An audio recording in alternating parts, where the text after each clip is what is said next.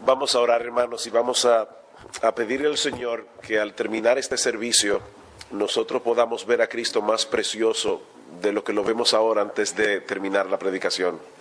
Vamos a orar. Padre, tú has prometido enviar tu Espíritu donde tu palabra es predicada, y la obra de tu Espíritu es glorificar a Cristo, no a ningún hombre. Y nosotros queremos, Señor, ese es el deseo de nuestro corazón, que al salir de este lugar Cristo sea más precioso a nuestros ojos. Ayúdanos, oh Señor, échanos colirio espiritual para que nosotros podamos ver con más claridad la gloria de tu Hijo en el Evangelio, porque te lo pedimos en su nombre. Amén. Amén. Mis hermanos, yo estoy seguro que todos los creyentes verdaderos que están aquí esta noche, alguna vez se han sentido frustrados consigo mismos, porque ven lo que la Biblia enseña de lo que debe ser un creyente, de cómo debe comportarse un creyente, luego ve su propia vida y ve una brecha tan amplia entre lo que la Biblia dice que nosotros debemos ser y lo que nosotros somos en la práctica. Esa frustración es peligrosa, porque puede terminar provocando dos cosas en la vida de un creyente. La primera es moverlo a echar mano a metodología inapropiada para ser santo, y una de ellas la vimos la noche de anoche, el legalismo. La otra cosa que puede suceder en la vida de una persona que se siente frustrada consigo misma es que decida abandonar por completo la lucha y entregarse por entero al pecado. Por supuesto, hermanos, cuando una persona hace eso, probablemente está mostrando que en verdad no había una verdadera obra de gracia en su corazón. Porque el creyente, aquel que es justificado por Dios por medio de la fe, también es santificado. Hay una obra del Espíritu de Dios en el verdadero creyente que lo lleva a conformarse cada vez más a la imagen del Señor Jesucristo. Ahora, si el legalismo no es la respuesta, como veíamos anoche, entonces, ¿cómo puede el creyente avanzar en ese proceso de transformación, en ese proceso de santificación progresiva en la que nosotros estamos envueltos? Bueno, eso es lo que yo quisiera ver esta noche en el pasaje de 2 Corintios capítulo 3, que leyó nuestro hermano Pablo al principio del servicio. 1 Corintios capítulo 3, pero yo voy a leer únicamente el versículo 18, porque es el versículo que vamos a estar exponiendo más profundamente en esta noche, aunque vamos a estar haciendo referencia al texto en su contexto, y yo espero, hermano, que ustedes estén despiertos, que estén alertas, porque este no es un pasaje sencillo de las Escrituras, pero al mismo tiempo es un pasaje extremadamente importante que nosotros debemos entender para poder seguir progresando en santidad. Dice 2 Corintios capítulo 3, versículo 18. Por tanto, nosotros todos, mirando a cara descubierta como en un espejo la gloria del Señor, somos transformados de gloria en la misma imagen como por el Espíritu del Señor. El punto principal que Pablo está haciendo aquí es que los cristianos estamos envueltos en un proceso gradual de santificación, por medio del cual Dios nos va transformando progresivamente conforme al carácter de nuestro Señor Jesucristo. Una vez se le preguntó al gran escultor Miguel Ángel cómo es que él podía tomar un bloque de mármol y esculpir a través de ese bloque la figura de un caballo y hacerlo en una forma tan realista. Miguel Ángel respondió: es muy fácil, yo tomo el cincel y le quito a la piedra todo lo que no se parece al caballo.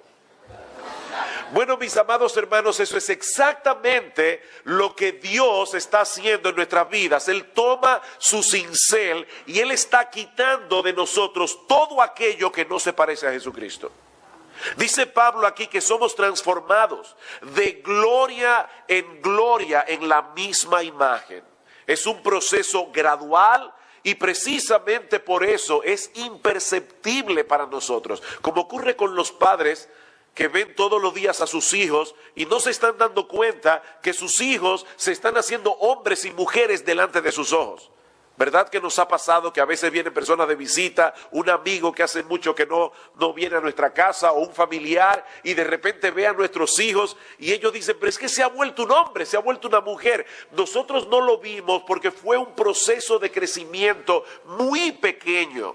Y lo mismo ocurre con los cristianos. Dios está haciendo algo en nosotros si somos creyentes, porque Él se ha comprometido consigo mismo a hacernos semejantes a la imagen de su Hijo. Hay un texto precioso en Romanos capítulo 8, versículo 28, y seguramente todos ustedes aquí conocen ese texto. Lamentablemente no siempre ese texto es citado en su contexto. Pablo dice allí que a los que aman a Dios, todas las cosas les ayudan a bien. Esto es, a los que conforme a su propósito son llamados. ¿Y cuál es ese propósito? Que nosotros tengamos una vida próspera en términos económicos. Cuando Pablo dice aquí que a los que aman a Dios, todas las cosas le obran para bien, ¿eso significa acaso que Dios espera que todos los cristianos tengan una gran casa, un gran carro, un buen sueldo y buena salud para disfrutarlo? ¿Es eso lo que Romanos 8:28 significa? Pablo dice aquí, esto es, a los que conforme a ese propósito son llamados. ¿Cuál es ese propósito? Pablo sigue diciendo, porque a los que antes conoció, también los predestinó para ser hechos conformes a la imagen de su Hijo. He ahí el propósito.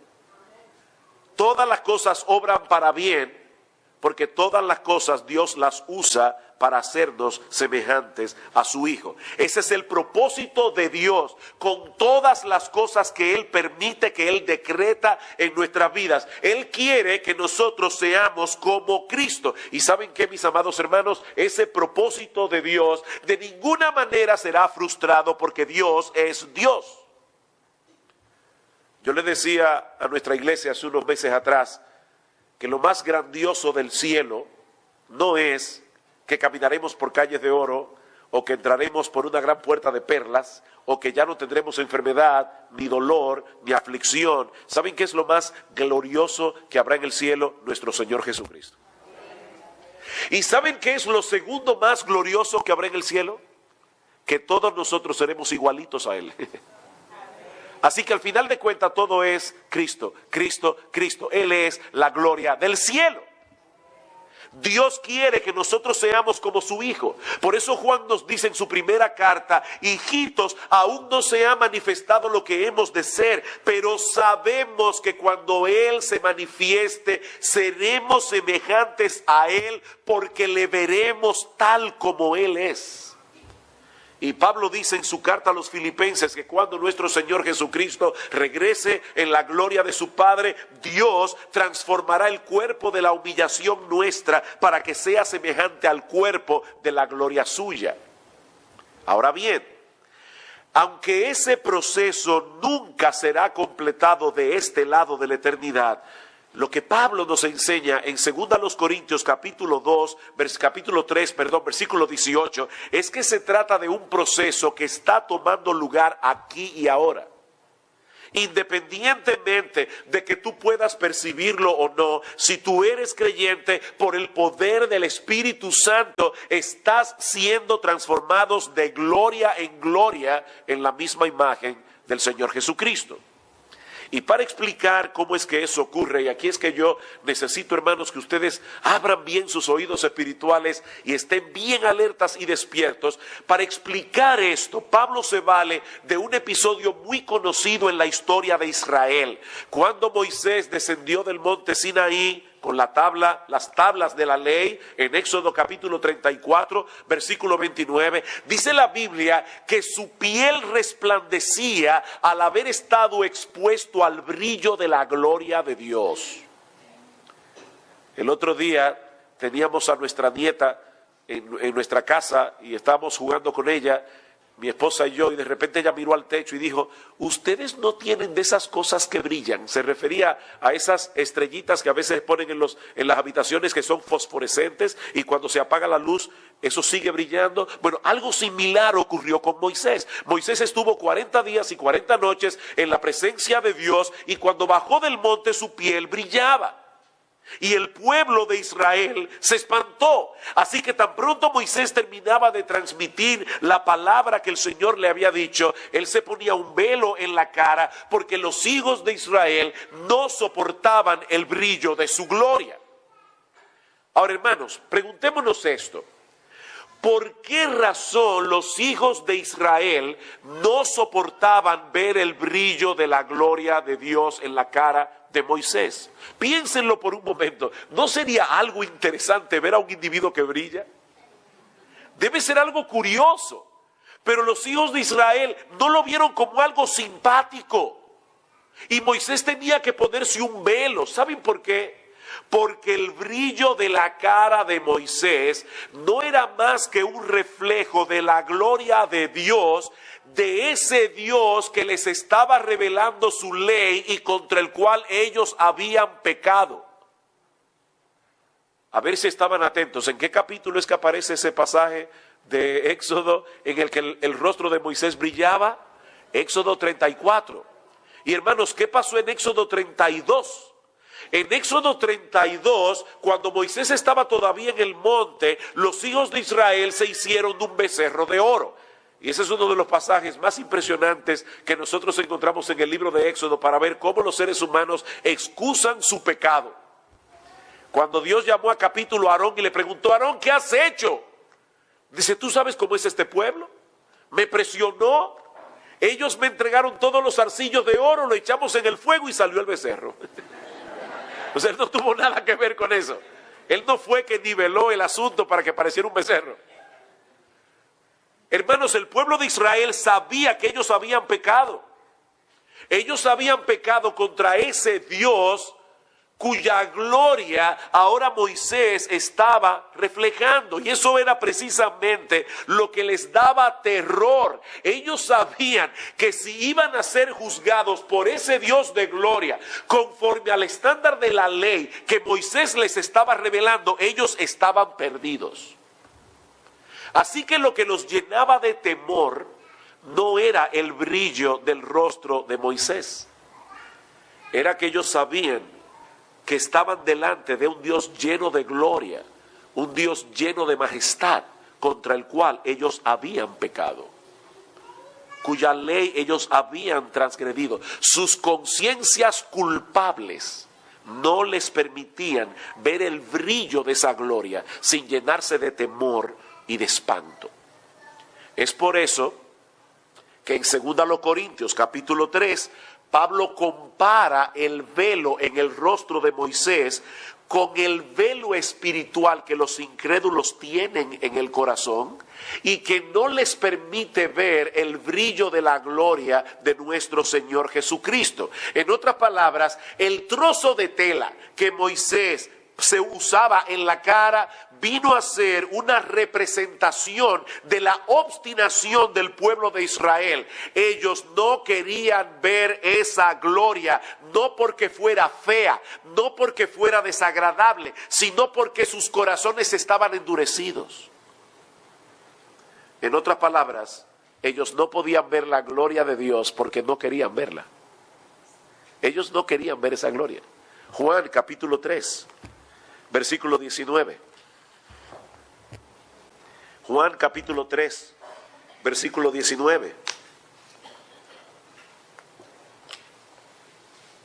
Y esta es la condenación, que la luz vino al mundo y los hombres amaron más las tinieblas que la luz, porque sus obras eran malas. Porque todo aquel que hace lo malo aborrece la luz y no viene a la luz para que sus obras no sean reprendidas. Aún los judíos que leen el Antiguo Testamento en el día de hoy son incapaces de ver allí la gloria del Señor Jesucristo. A pesar de que esa gloria se revela a través de toda la Biblia. 2 Corintios capítulo 3 otra vez. 2 Corintios el pasaje que estamos estudiando, los versículos 14 y 15, dice Pablo aquí, pero el entendimiento de ellos se embotó, hablando de los judíos, porque hasta el día de hoy, cuando leen el antiguo pacto, les queda el mismo velo no descubierto, el cual por Cristo es quitado, y aún hasta el día de hoy, cuando se lee a Moisés, el velo está puesto sobre el corazón de ellos. Ellos tienen un velo, ellos leen la Biblia y ellos no ven a Cristo en la Biblia. Ahora, Pablo sabía que aún así hay esperanza para el pecador. ¿Por qué? Oh, hermanos, porque el mismo Pablo estuvo en esa condición. ¿No lo recuerdan? Pablo, el apóstol, cuando era Saulo de Tarso, era uno de esos judíos que conocía el Antiguo Testamento y que no podía ver allí la gloria de Cristo por causa del velo que él tenía en su entendimiento, hasta que el mismo Cristo se encontró con él en su camino a Damasco e iluminó su corazón con el brillo de su gloria. Dice en Hechos capítulo 9 que cuando Pablo iba camino a Damasco para extender hasta allá su persecución contra los cristianos, repentinamente le rodeó un resplandor de luz del cielo, y cayendo en tierra oyó una voz que le decía: Saulo, Saulo, ¿por qué me persigues? Y él dijo: ¿quién eres, Señor? Qué interesante. Pablo sabía que el que le estaba hablando era el Señor, porque solo el Señor tiene un brillo que es más resplandeciente que la luz del sol. Y él inmediatamente preguntó: ¿pero quién eres, Señor? Y le dijo: yo soy Jesús, a quien tú persigues. Dura cosa te es dar coces contra el aguijón. Pablo tuvo una visión de la gloria de Cristo. ¿Y qué sucedió? Que no solo cesó de perseguir a los cristianos, sino que dedicó su vida a proclamar ese mensaje del evangelio que antes aborrecía. Pero ahora escuchen, aunque esa experiencia de Pablo es irrepetible, nadie más va a tener una experiencia como esa. Esa experiencia de Pablo, como le sucedió a él, es irrepetible. Lo que le sucedió a Pablo, mis amados hermanos, es exactamente lo mismo que ocurre con cualquier persona que se convierte. Vean el texto de 2 Corintios otra vez, versículo 14. Pero el entendimiento de ellos se embotó, porque hasta el día de hoy, cuando leen el antiguo pacto, le queda el mismo velo no descubierto, el cual por Cristo es quitado. Cristo de repente quita el velo de nuestro corazón y nosotros comenzamos a ver por primera vez la gloria de nuestro Señor Jesucristo. Versículo 16. Pero cuando se conviertan al Señor, el velo se quitará. Versículo 18. Por tanto, nosotros todos, mirando a cara descubierta como en un espejo la gloria del Señor, somos transformados de gloria en la misma imagen, como por el Espíritu del Señor. Eso fue lo que ocurrió con Pablo en su camino a Damasco, y es lo que ocurre con todo aquel que se convierte al Señor. Solo que en vez de manifestarse a nosotros en una forma tan extraordinaria, ese Cristo que se le reveló a Pablo en el camino a Damasco se manifiesta a nosotros. ¿Saben cómo? A través de la predicación del Evangelio. Hermanos, yo espero que ustedes estén siguiendo mi proceso de pensamiento. Yo les decía, este texto no es fácil, pero cuando entendemos este texto, nuestro corazón se llena de gozo y de alegría. El Señor nos quita el velo para que nosotros podamos ver su gloria. Ahora, no la vamos a ver como Pablo. La vamos a ver a través de la predicación del Evangelio. 2 Corintios capítulo 4, versículo 5. Porque no nos predicamos a nosotros mismos, sino a Jesucristo como Señor, y a nosotros como vuestros siervos por amor de Jesús. Pablo, ¿y por qué tú predicas ese evangelio de la gloria de Cristo? Porque Dios, que mandó que de las tinieblas resplandeciese la luz, es el que resplandeció en nuestros corazones para iluminación de la gloria, del conocimiento de la gloria de Dios en la faz de Jesucristo. Wow. Déjenme ver cómo yo pongo esto de la manera más sencilla posible. Yo no sé cuántos de ustedes fueron a iglesias antes de convertirse y oyeron el evangelio una y otra vez, una y otra vez, una y otra vez, sin que el evangelio haya hecho ningún efecto en vuestras vidas. Pero un día, de repente, Cristo estaba siendo predicado, el Espíritu de Dios vino a tu corazón, y así como Dios en Génesis capítulo 1 versículo 3 dijo sea la luz y la luz fue hecha, Dios vino a ti personalmente cuando estabas escuchando el evangelio y Dios dijo sea la luz y tú de repente viste lo que nunca en tu vida habías visto. Entendiste el evangelio claramente y viste claramente la gloria del Señor. Tú entendiste en ese momento que nuestro Señor Jesucristo posee una gloria incomparable que opaca completamente el brillo de cualquier otra cosa de este mundo. Fue así como tú te convertiste. Eso es lo que Pablo está diciendo en este texto. A partir de ese momento, el Señor Jesucristo viene a morar en nosotros por su Espíritu y por su gracia nos capacita para entender las Escrituras y rendirle a Él la obediencia que antes no podíamos ni queríamos darle. Lean una vez más, versículos 16 y 17 del capítulo 3. Pero cuando se conviertan al Señor, el velo se quitará, porque el Señor es el Espíritu, y donde está el Espíritu del Señor, allí hay libertad. Eso parece un trabalenguas, pero lo que Pablo está diciendo allí es que nosotros estamos en una situación extraordinariamente más ventajosa que la de los judíos en el Antiguo Testamento. ¿Por qué? Porque ellos escuchaban la ley de Dios, pero no tenían ninguna ayuda espiritual para poder obedecerla. Tampoco tenían ningún deseo interno para obedecer a Dios. ¿Y saben lo que eso produce en el hombre? Eso produce esclavitud. Allí está la ley de Dios que yo debo obedecer, pero por causa de mi pecado yo no puedo ni quiero obedecer esa ley. Así que el problema no está en la ley, el problema está en mi corazón. Y por causa del problema que hay en mi corazón, esa ley que es externa a mí solo puede producir dos cosas: rebeldía o legalismo. La ley produce rebeldía en el corazón del no regenerado.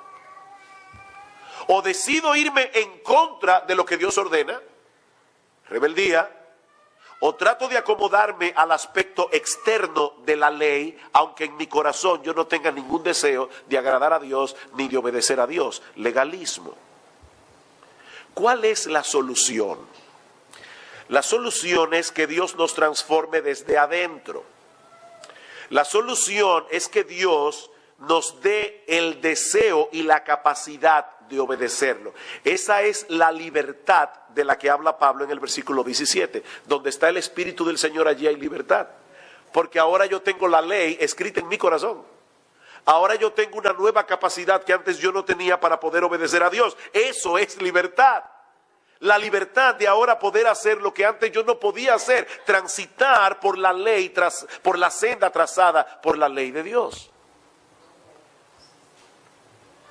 Hay dos maneras de mantener un globo flotando en el aire. Una de ellas es golpearlo constantemente para que no caiga. ¿Han jugado alguna vez ese juego con sus niños? Uno golpea el balón, el globo o el balón va bajando, uno lo golpea otra vez. Eso es lo que hace la religión. La religión tiene que estar golpeándonos todo el tiempo para que podamos mantenernos en el aire. La otra forma es llenar el globo de helio y así flota solo. Eso es lo que hace el evangelio. No tiene que estar golpeándonos todo el tiempo, porque hay algo que se produjo en nuestro corazón. Y es ese proceso lo que Pablo está describiendo aquí.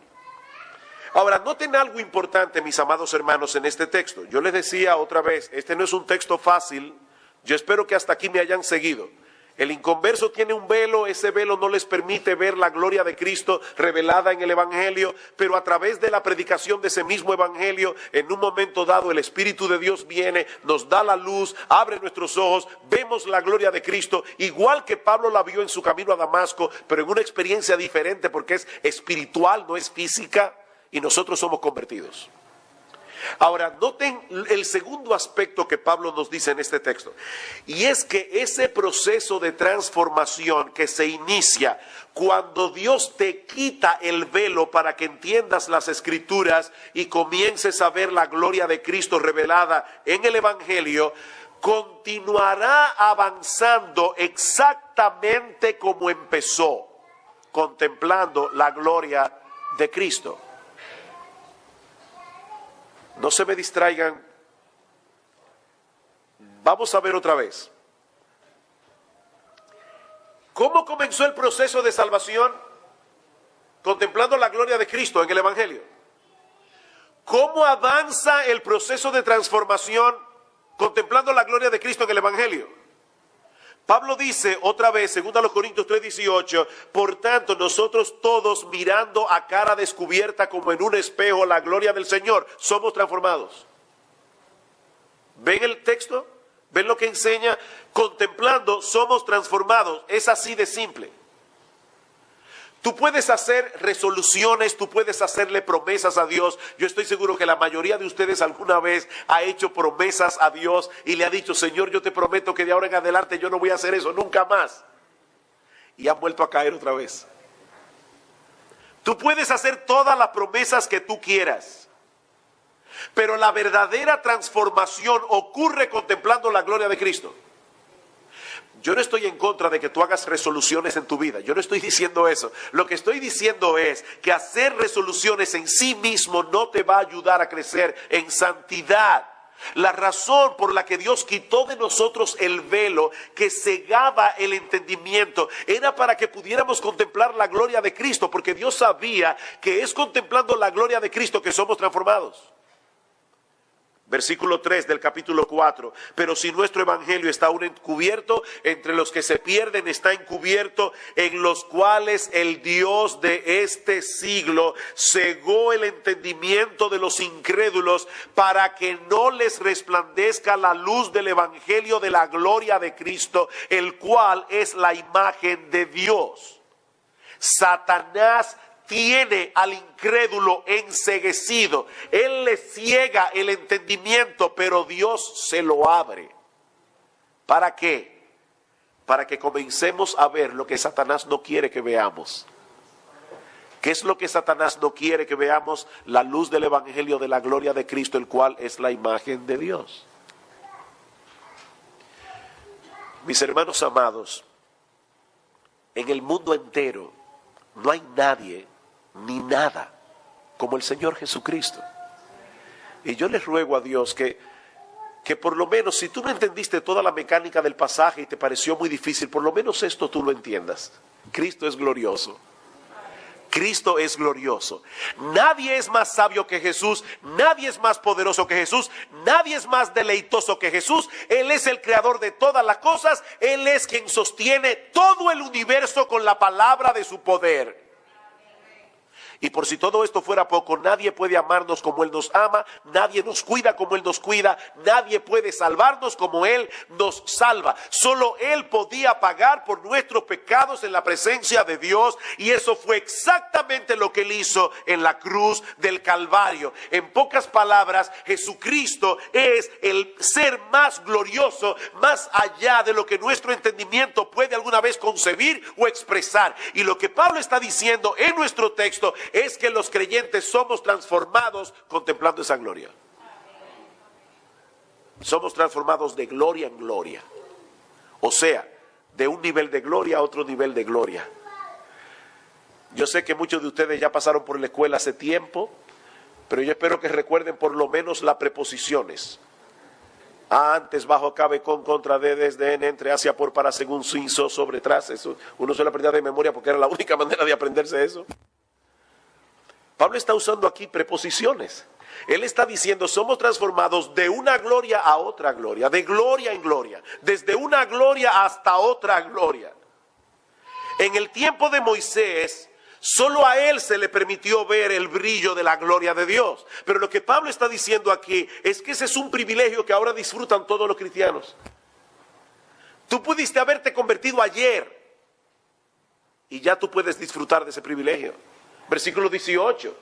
Por tanto, nosotros todos Todos. Eso se le permitió solo a Moisés en el Antiguo Testamento. Pero en el Nuevo Testamento es a todos los cristianos. Y mientras contemplemos su gloria, el Espíritu Santo que mora en nosotros y cuya obra principal es glorificar a Cristo, dice en Juan capítulo 16, versículo 14, ese Espíritu Santo continúa abriendo nuestro entendimiento para que a medida que vayamos creciendo en la fe y en el conocimiento de la Biblia, nosotros podamos ver cada vez más claramente esa gloria. Y comencemos a entender mejor lo que Cristo hizo a nuestro favor, de tal manera que nuestra admiración por Él siga creciendo y de esa manera continuemos siendo transformados. ¿Acaso no es cierto que todos tendemos a imitar a las personas que admiramos? Es por eso que los artistas implantan modas, porque todo el mundo, o aquellos que admiran a los artistas, quieren parecerse a ellos. Quieren ir a los lugares donde van los artistas, quieren vestirse como los artistas, quieren lucir como los artistas, porque admiran a esos artistas.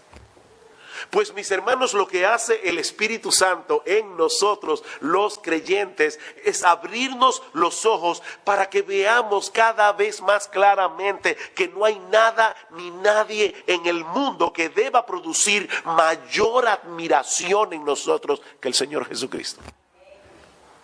Nada ni nadie.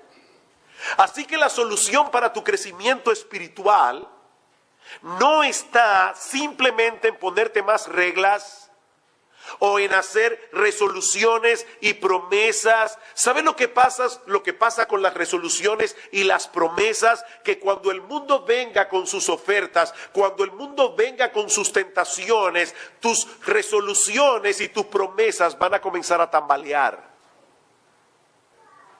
A menos que tú contemples esa oferta del mundo a la luz del brillo de la gloria de Cristo.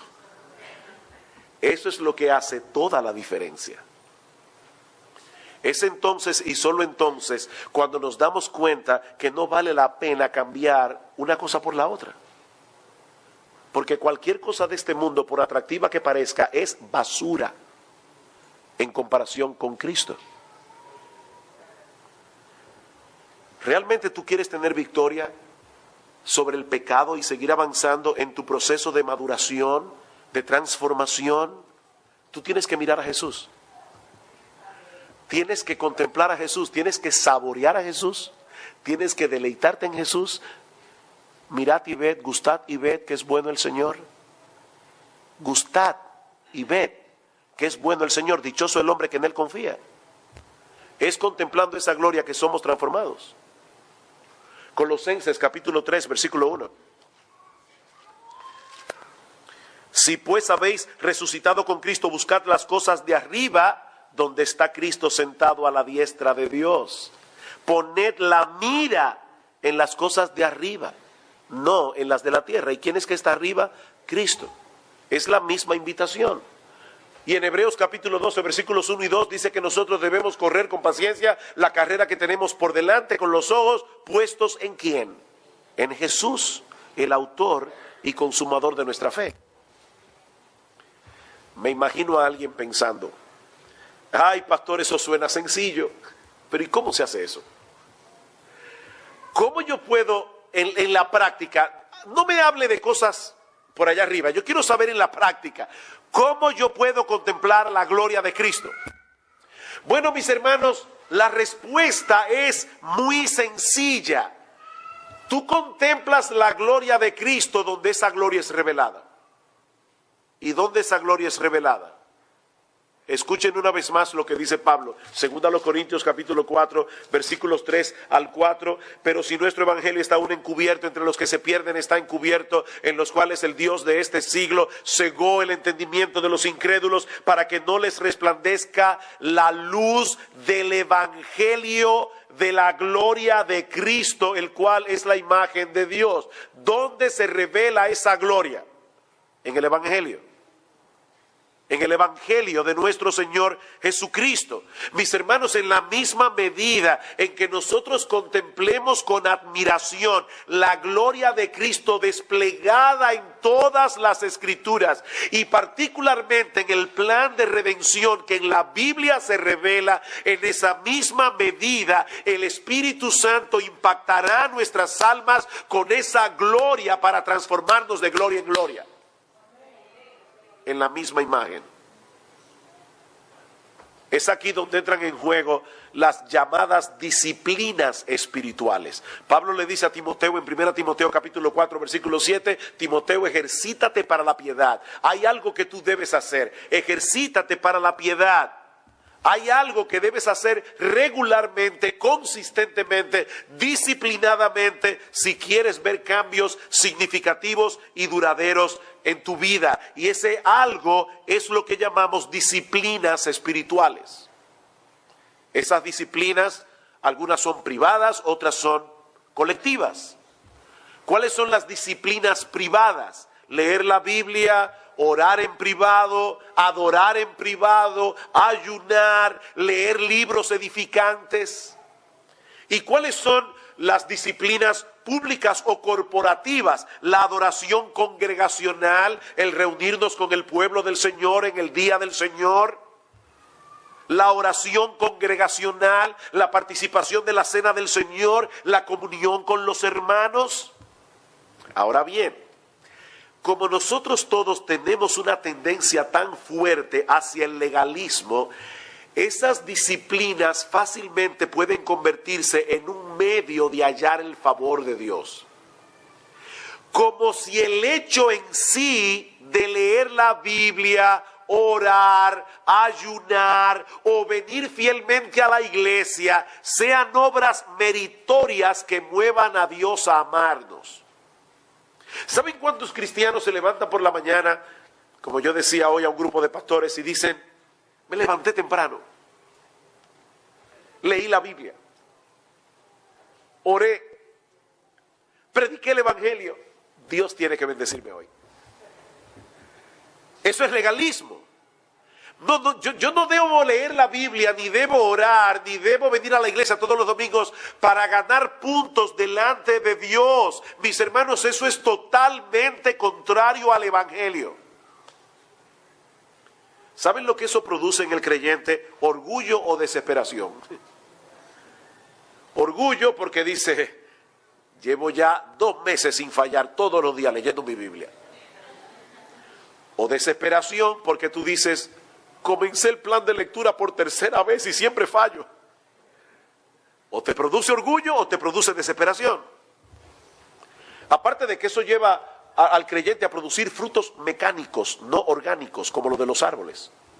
Ustedes nunca van a ver a un árbol diciendo, da un mango, da un mango, da un mango. No. El árbol no necesita hacer eso. Mientras el árbol se nutra de los nutrientes de la tierra, va a dar el mango naturalmente.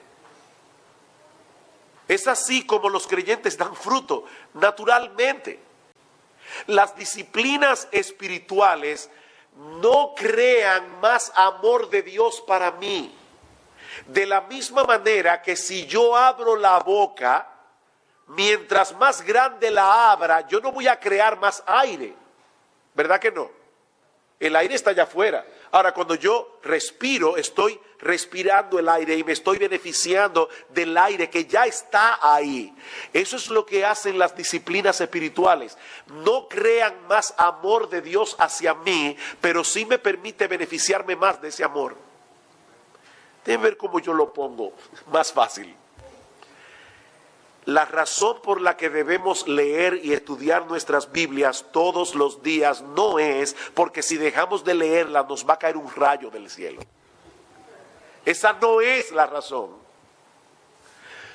Otro ejemplo. Los cristianos deben ofrendar, ¿verdad que sí? La Biblia dice que Dios ama al dador alegre.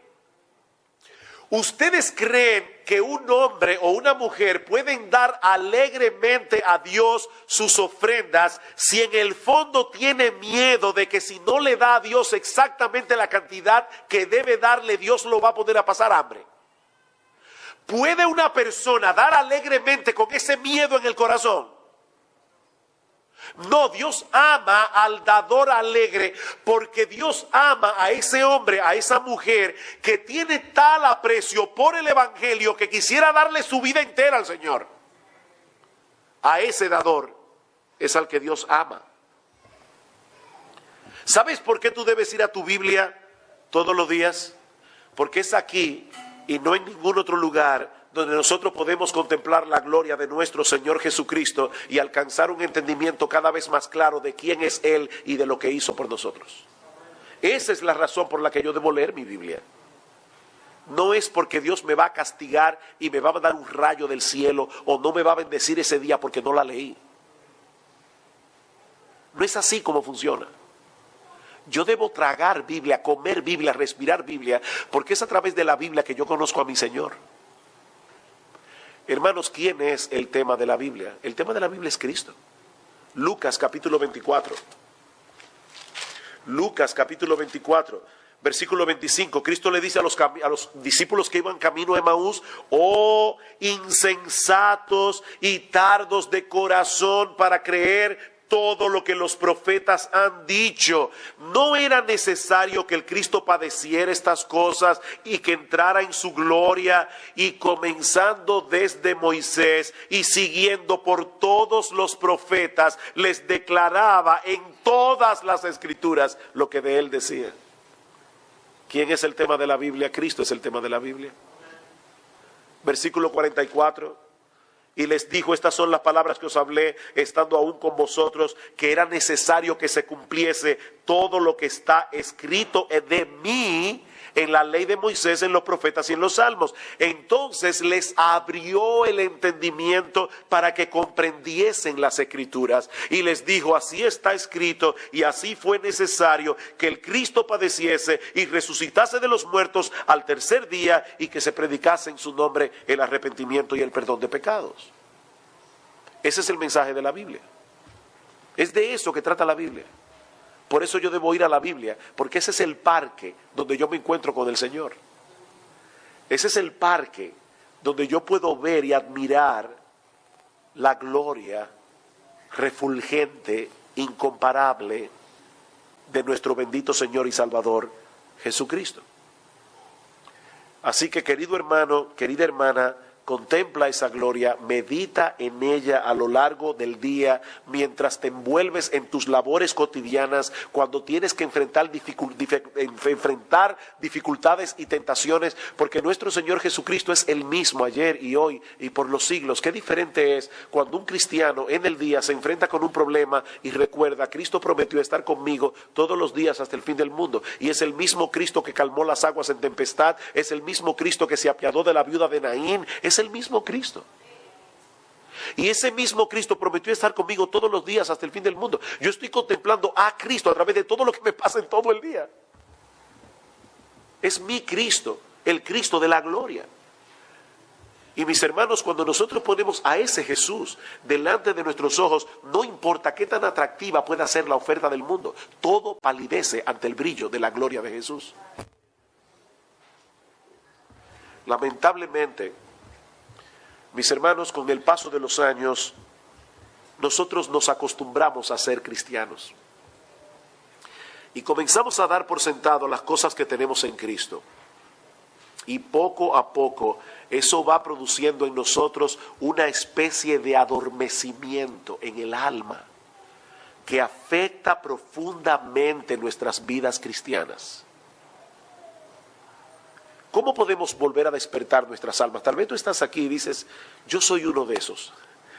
Ya yo oigo que Cristo murió por mis pecados y eso ya no me produce ninguna emoción. Mi alma tiene calambre. Mi alma está adormecida. ¿Cómo yo puedo despertar mi alma otra vez y comenzar a ver a Cristo con los mismos ojos como yo lo veía cuando me convertí hace tantos años atrás? Algunas iglesias, y escuchen esto, pastores, algunas iglesias tratan de resolver ese problema exponiendo a sus miembros a nuevas actividades y experiencias. Todo el tiempo están buscando algo emocionante para poder mantener en la iglesia esa euforia por lo novedoso. Alguien ha dicho, los ministerios que se enfocan en manufacturar experiencias espirituales, independientemente de la buena intención que tengan, lo que pueden estar haciendo en realidad es retardar el crecimiento espiritual al convertir a la gente en dependientes de experiencias. O sea, las personas no vienen a la iglesia a escuchar la palabra predicada y aprender más de Dios. Ellos vienen a tener una experiencia. Y el culto fue bueno o fue malo, si me emocionó, no me emocionó, si tuve la experiencia o no la tuve. ¿Saben qué, mis amados hermanos? Nosotros no siempre estamos en la misma condición emocional. Yo no le creo a un creyente que me diga, yo siempre siento a Dios a mi lado. Hermanos, hay momentos que yo no siento a Dios. Pero el hecho de que yo no sienta a Dios niega la realidad de que Él está ahí aunque yo no lo sienta. No es a través de experiencias espirituales o emocionales. Queridos hermanos, el verdadero remedio para ese adormecimiento espiritual es el Evangelio. Es el Evangelio. Dice otro autor, Pablo no trató de crear experiencias, tampoco lo hizo Jesús. Ellos predicaron las buenas nuevas de salvación, demostraron las implicaciones de eso, y el Espíritu Santo creó la experiencia de un corazón resucitado. Eso solamente puede hacerlo el Espíritu de Dios. Y eso solo lo hace el Espíritu de Dios a través de la palabra de Dios. Necesitamos el Evangelio en nuestras vidas una y otra vez. Pablo dice en Romanos capítulo 1, versículo 16, que el Evangelio es poder de Dios para salvación, no para conversión, para salvación. Dios nos está salvando todo el tiempo. No es que nos está convirtiendo todo el tiempo. La conversión es una vez y para siempre. La regeneración y el nuevo nacimiento es una vez y para siempre. Pero nosotros estamos en peligro todo el tiempo y Dios nos está salvando todo el tiempo. Y nos está salvando a través del Evangelio, porque el Evangelio es poder de Dios para salvación, no para conversión solamente. Por eso Pablo dice en Colosenses capítulo 1, versículo 6, dice, yo doy gracias a Dios porque el Evangelio en ustedes está creciendo y llevando frutos. Se lo dice a una iglesia. El Evangelio está creciendo en ustedes, le dice, y está llevando frutos, porque el Evangelio es un mensaje vivo, es un mensaje poderoso. Dios obra en los incrédulos a través del Evangelio para traerlos a salvación, y luego mantiene a los creyentes creciendo y fructificando a través del mismo Evangelio. Yo quiero que ustedes usen ahora la capacidad que Dios les ha dado para imaginarse cosas. Y quiero que ustedes se imaginen esta escena. Imagínate que tú vas manejando tu coche, tu carro, y de repente el carro se te apaga encima de los rieles de un tren. Y tú al principio piensas que vas a poder volver a encender el carro, y tratas, y tratas, y tratas, y de repente se enciende la luz para avisarte que un tren viene en camino. Ya tú comienzas a ponerte nervioso. Sigues tratando de encender el carro y no puedes encender el carro.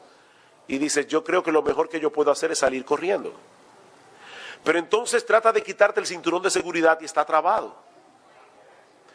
Y tú ves el tren aproximándose cada vez más y más. Y tu cinturón de seguridad está trabado. Tú estás preso en tu silla, el tren sigue acercándose. Ya es obvio que te va a dar por el mismo medio.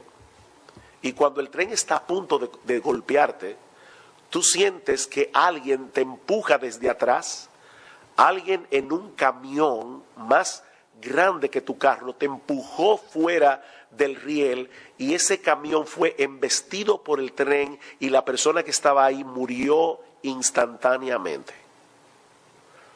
Imagínate la escena, tú sales de tu carro espantado, miras hacia atrás a ese hombre que dio su vida para salvarte a ti, y tú estás que no sabes ni cómo expresar palabras de gratitud por lo que ha pasado. Pero de repente tú escuchas un ruido en el baúl de tu carro, y cuando tú abres el baúl te das cuenta que sin tú saberlo uno de tus hijos se había escondido en el baúl. Y ahí te das cuenta que ese hombre no solamente salvó tu vida, salvó la vida de tu hijo. Esa alegría inicial, ese sentimiento de gratitud inicial que tú sentiste, ahora está al máximo. Bueno, mis hermanos, cuando uno se convierte al Señor, uno entiende algunas cosas. Y uno experimenta el gozo del primer amor. Pero ¿saben cuándo uno comienza a darse cuenta que el bebé estaba en el baúl? Cuando años más tarde tú sigues entendiendo el Evangelio cada vez mejor, entendiendo cada vez mejor quién es Cristo, entendiendo cada vez mejor lo que le costó encarnarse, entendiendo cada vez mejor lo que significó para Él vivir entre los hombres, entender cada vez mejor lo que significó para Cristo dejar su gloria en el cielo y venir a esta tierra y luego morir en una cruz y pagar por todos tus pecados allí. Cristo sufrió el infierno por ti. Y ese gozo que tú experimentaste al principio, ahora debería ser mayor. ¿Por qué? Porque tienes un mejor entendimiento de lo que significa el Evangelio. Miren, hermanos, yo tengo 35 años que conocí al Señor y yo puedo decir de todo corazón que aunque yo tengo 30 años en el ministerio y 30 años predicando el Evangelio, yo no he dejado de ver cada vez más cosas nuevas que yo no había visto en el Evangelio, que me llevan a darle todavía más gloria a Dios y más gloria a Cristo por lo que Él ha hecho por mí. Aparte de que cada día descubro más los pecados que hay en mi corazón. Yo le digo a mi esposa que si yo muero primero que ella, quiero que en mi epitafio diga: aquí yace un hombre que a través de toda su vida siendo cristiano solo aprendió dos cosas: que él era muy malo y que Dios era muy bueno. Y cada día que pasa yo veo esas dos verdades más claras. Cada vez veo más claro lo malo que yo soy. Cada vez veo más claro lo bueno que Dios. Así que, hermano, no son experiencias novedosas las que necesitamos para madurar. No son experiencias novedosas las que necesitamos para mantenernos espiritualmente despiertos, llenos de gozo y de gratitud. Lo que necesitamos es un entendimiento cada vez más profundo de nuestro pecado, un entendimiento cada vez más profundo de lo que Dios hizo en Cristo solamente por gracia para perdonarnos de todos nuestros pecados. Queridos pastores, si nosotros queremos ver cambios verdaderos y permanentes en la vida de nuestros miembros, esforcémonos porque entiendan el Evangelio. Esforcémonos porque ellos vean las implicaciones del Evangelio. Como yo dije en uno de los mensajes anteriores, yo no estoy diciendo con esto que todos los domingos y en todos nuestros cultos debemos predicar sermones evangelísticos, pero no importa cuál sea el tema que nosotros estemos exponiendo en la iglesia, debemos predicarlo a la luz de aquello que ocurrió en la cruz del Calvario hace 2000 años. No importa el tema que sea. Martín Lutero, en su comentario a la carta de Pablo a los Gálatas, dice: la doctrina de la justificación por la fe nunca podrá enseñarse demasiado. Nunca podrá enseñarse o repetirse lo suficiente. Si se llegare a perder esta doctrina, dice Lutero, todo se perderá con ella. Pero si esta doctrina floreciere, entonces todo lo bueno también florecerá.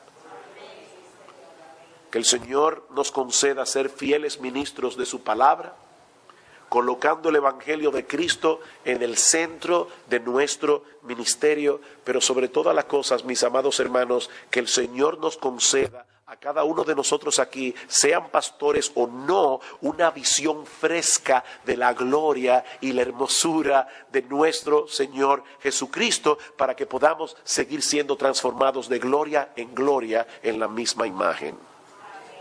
Que Dios bendiga su palabra. Vamos a orar.